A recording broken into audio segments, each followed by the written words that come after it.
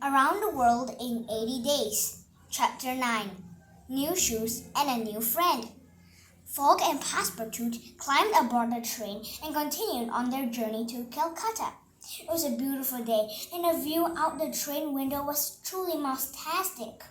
As always, Fogg sat up straight in his seat with his paws on top of his cane.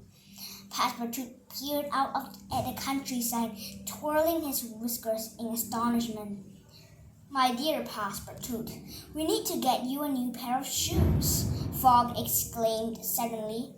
Passepartout realized that his boss was peering down at his paws, which were wrapped in a travel blanket. His mouth turned red with embarrassment. "Oh, of course, sir," Passepartout stammered. "But at this point, I have to wait until we reach Calcutta." "I have good news for you," a voice said suddenly. "This train makes a stop at Harbor. We can find you new shoes there." The voice came from a distinguished-looking gentleman in uniform, standing in the doorway of the train compartment. "Nice to meet you. My name is General Francis Cromarty," he said, shaking paws with both Fogg and Passepartout. "May I join you?" "Of course," responded Fogg kindly. "I am Phileas Fogg, and this is my butler, Passepartout." The three mice sat quietly for the rest of the afternoon. After dinner, Passepartout fell asleep on the seat with his paws wrapped in a blanket, while Fogg told the general all about their journey. General Cromarty wished Fogg lots of luck in winning the bet. As night fell, the train traveled quickly across enormous fields and lush green forests. At noon the next day, October 21, the train arrived in Harbor. As usual, Fogg did not get off, but the general and Passepartout headed outside to stretch their paws. An hour later, the train pulled out of the station, and the two rodents went back to their seats. Passepartout was positively cheerful now. He was no longer shoeless. Instead, he had bought a very interesting pair of Indian slippers that he now wore on his paws.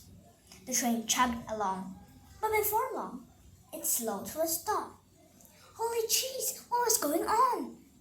"I don't understand," Fogg said. "There aren't any more scheduled stops until Calcutta." Passepartout got off the train and tracked down the conductor. "Excuse me," he said politely. "Where are we right now?" "We're in Colombia," the conductor replied. "Can you tell me why we stopped?" Passepartout asked. "Simple," the conductor smiled and shrugged.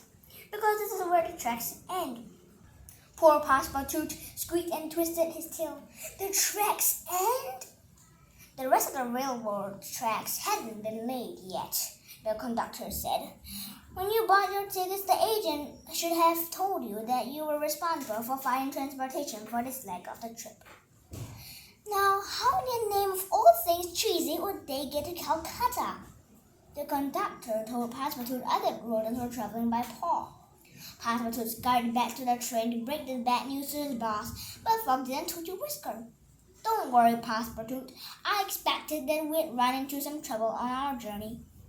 "But, sir," Passepartout squeaked in dismay, "I can't walk to Calcutta in these slippers."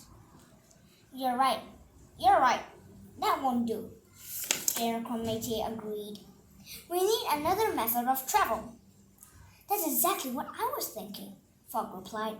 Turning to his butler, he added, "It's up to you, Passepartout. I know you can find something." Bye-bye. See you next time, and make sure you watch Chapter 10.